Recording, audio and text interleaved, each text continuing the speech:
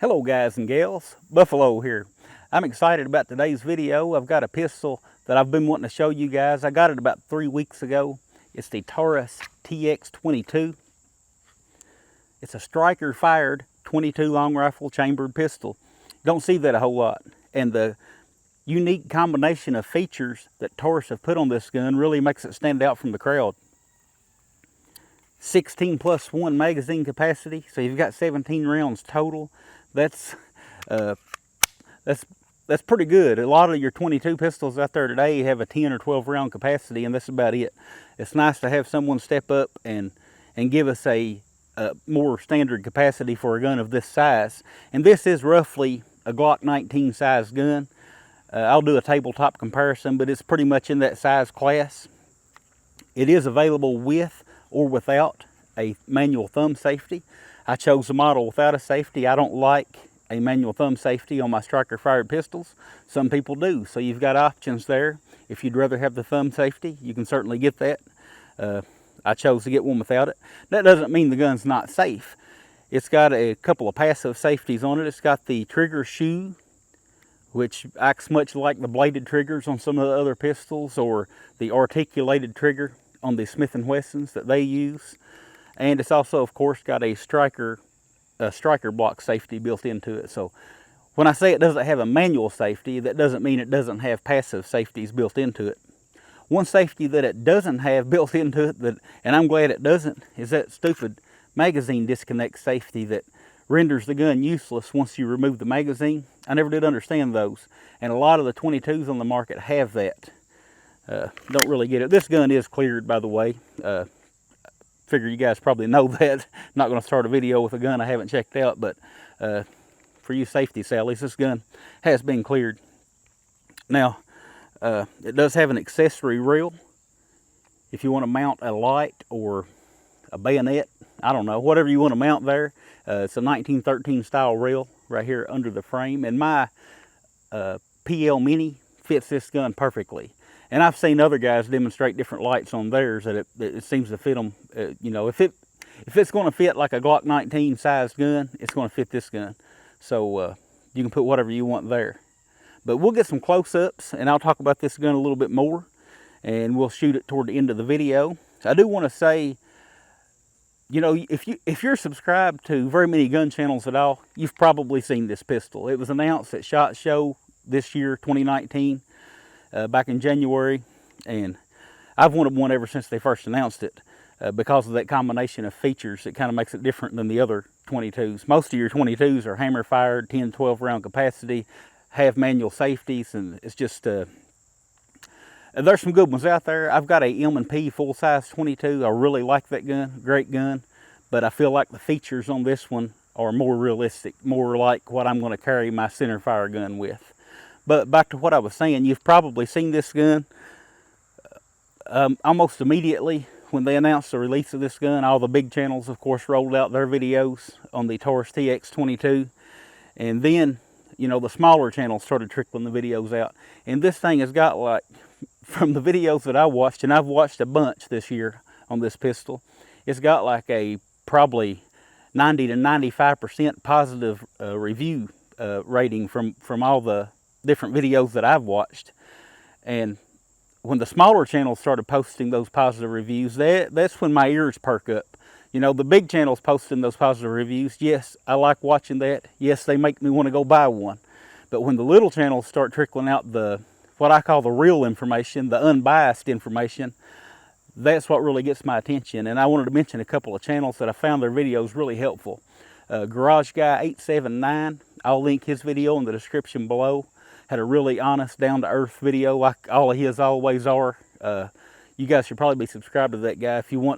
If honest opinions don't hurt your feelings, you should be subscribed to that guy. Pat, Real Man of Genius, got a couple of excellent videos on this pistol. He does a lot of suppressor work. I don't have a suppressor, so if you want to see this thing run on a suppressor, check out one of his 2 videos that I'll have linked in the description. With that being said, let's move on and look at this gun more close up. All right, so here's a close up of the left side of the pistol. You can see it's got a very ergonomic grip on it. I mean, it feels like a much higher dollar gun than it actually is. Stippled all the way around. What I mainly care about is the stippling on the front and the back strap.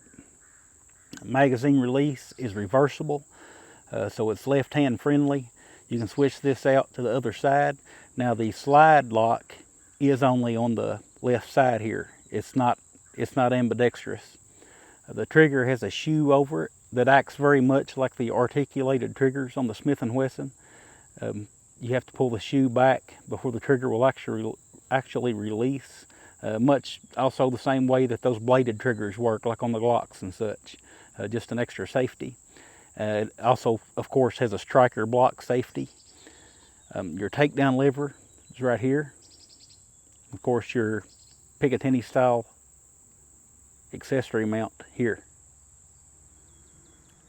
This is my Olight PL Mini Valkyrie.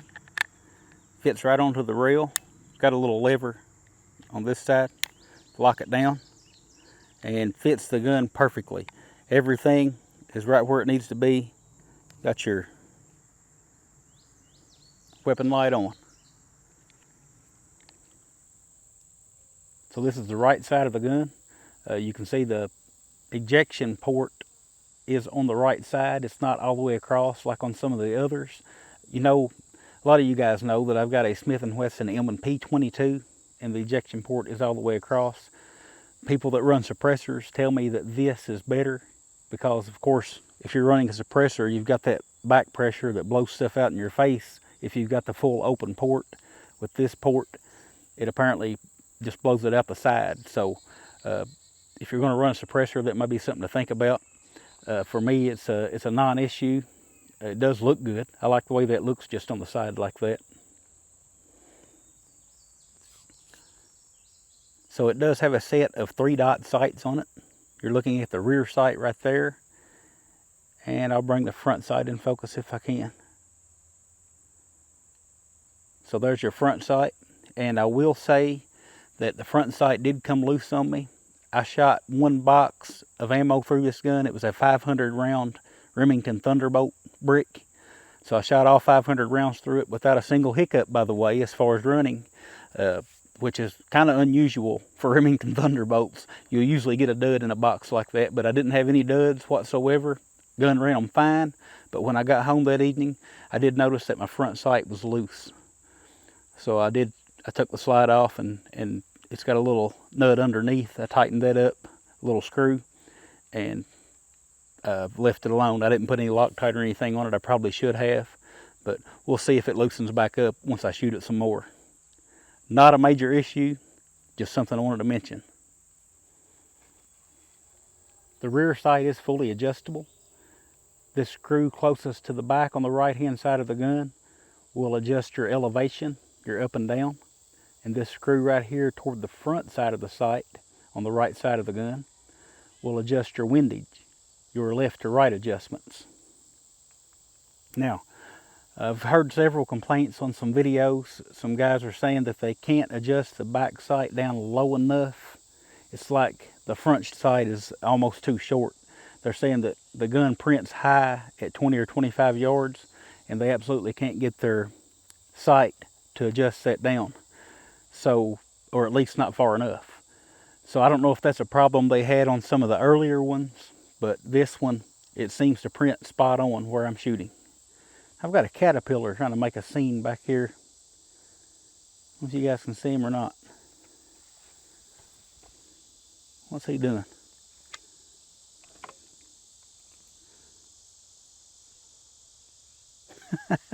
He's found him a leaf back there behind that trigger guard. Check him out.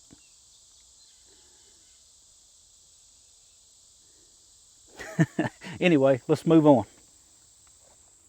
It does come with 2 of these 16-round polymer magazines. They're very lightweight. They don't really inspire confidence, to be honest with you. They don't feel real strong. But I'm used to metal magazines in the 22, so these may be just fine. I did notice that they're a little stiff to load. That could be where they're new. They've got pull downs on either side. It's like a pin through there that you can get a hold of to assist with the loading. And they also come with this little loader. Whoop! About dropped him. They come with this little loader. You just put a round in, push it down, put a round in, push it down, just like you would with a center fire. Or a lot of people have found that just loading them like you would in a center fire, like a 9mm or a 45 or whatever, just loading them just like that works just fine. So again, longevity, we'll see on that, but it does come with two 16-round magazines, which I'm very happy with. Most of your 22 makers they just won't give you a good standard capacity magazine like that. They want to go with the lower capacities. And these magazines are serviceable. There's a pin you can push under here, take the magazine apart, clean the springs, replace the springs, whatever it is that you need to do. They are serviceable magazines. Okay, I got some tabletop stuff here I want to take care of. Kind of going out of sequence, but if you buy the gun new, this is what you're going to get. Comes in a cardboard box.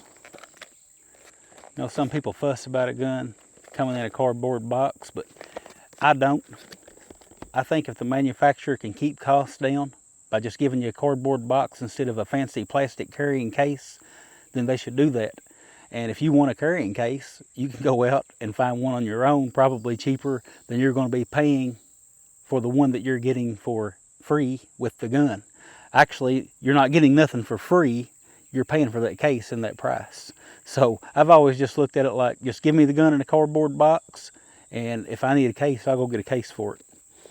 But open the box up, you'll see you've got your warranty reminder. Says limited lifetime warranty, activate your warranty immediately. So you've got a reminder there to either call them or go online and activate your warranty. Got an advertisement for the Taurus Spectrum. And of course you've got your owner's manual. Now this is a fairly well written owner's manual. I've seen some owner's manuals that they weren't worth the paper they were printed on, to be honest with you. But this one's got some pretty good information in it. I recommend that you read it. Do I read the whole thing? No. But I do go through and skim over it and read up on some stuff before I take the gun out. But there's your owner's manual. Comes with 2 magazines, one inserted in the gun. That's good. You know, a lot of these people are just giving you 1 magazine nowadays. I know my M&P 22, my full-size M&P 22 just came with 1 magazine.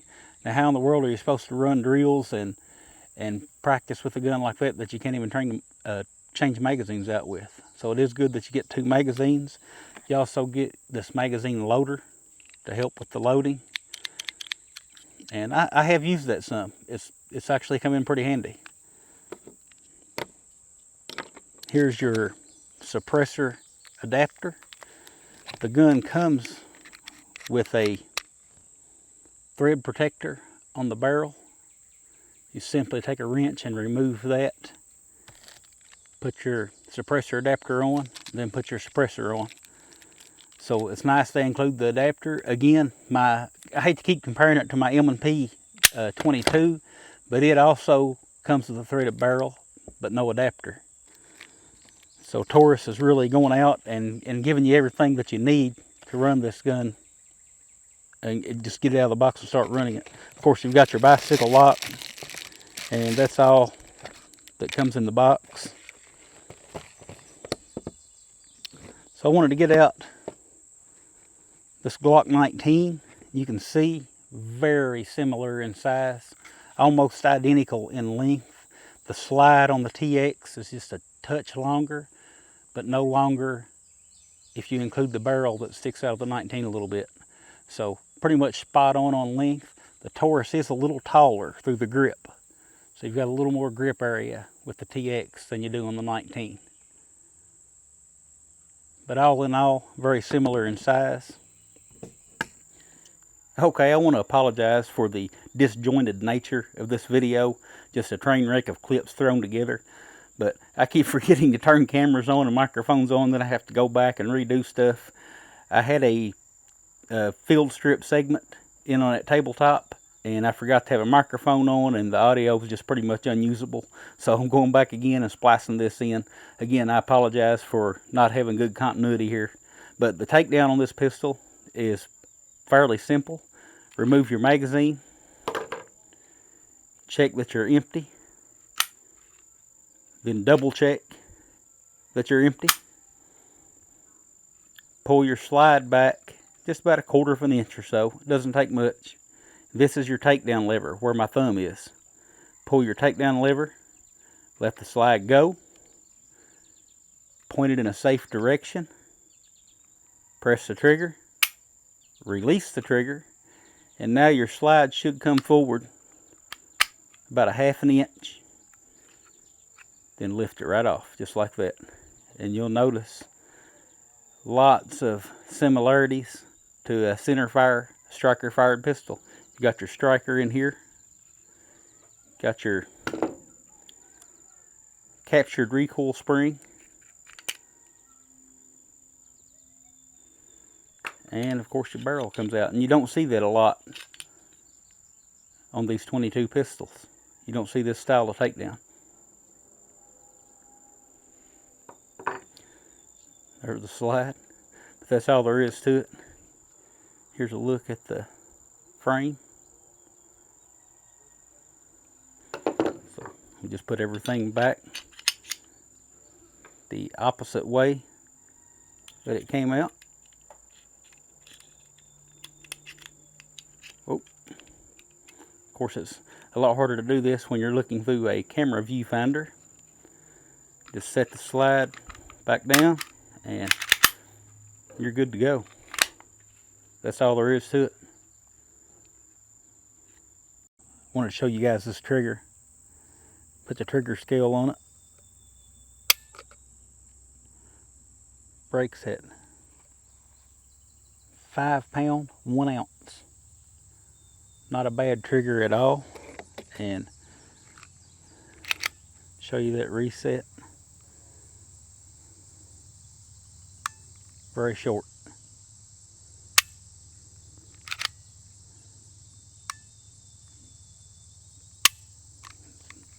Not a bad trigger at all on this little 22. We're going to shoot some of this Federal bulk pack ammo through it today. This is the box I shot through it Wednesday. Empty now. So let's shoot a group there in the center of that plate.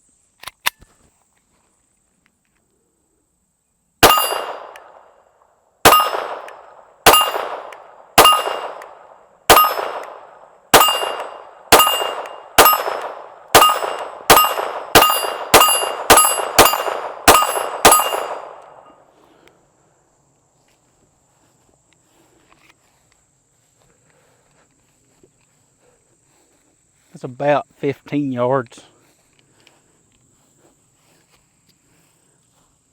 Not too shabby for my shooting. These plates over here, about 40 yards away. 42, 43-ish, something like that.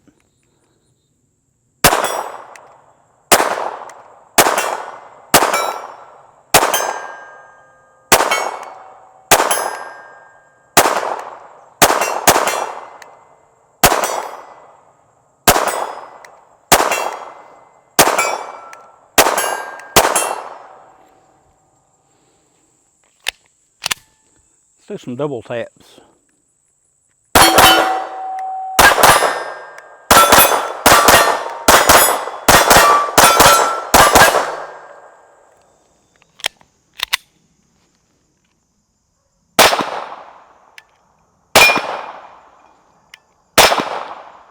That trigger reset is really nice. You let off the reset, it's tactile, it's audible.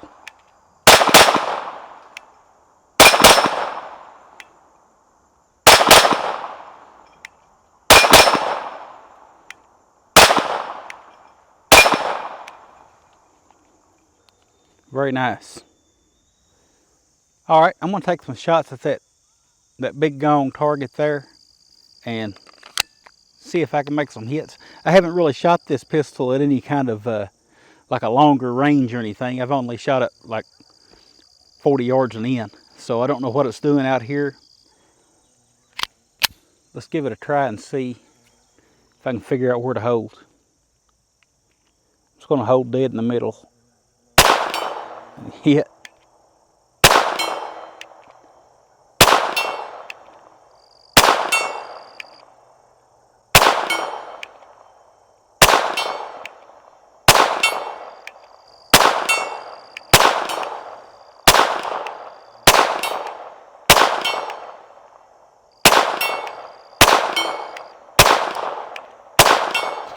Alright guys, I can sit out here and shoot all night long, but I got to close this video at some point, so I'm going to go ahead and do that now. I'm not a salesman. I don't make anything. I'm not pushing guns. When I do a video on a gun, I'm not trying to get you to go buy that gun. I don't make anything if you go buy a gun that I'm showing on one of my videos. So I'm not a gun salesman, but I do like showing stuff that actually works. And so far, this thing's working out great, and I love the features on it. I really think that it's the real deal. I don't know, you know, Taurus is spotty as far as their guns go, but that's just the way it goes. I can't really find any faults with this one. I'll probably end up putting a better sight on the front, but other than that, it's good to go as is. That's all I got. I'm going to leave you guys with the free range chicken.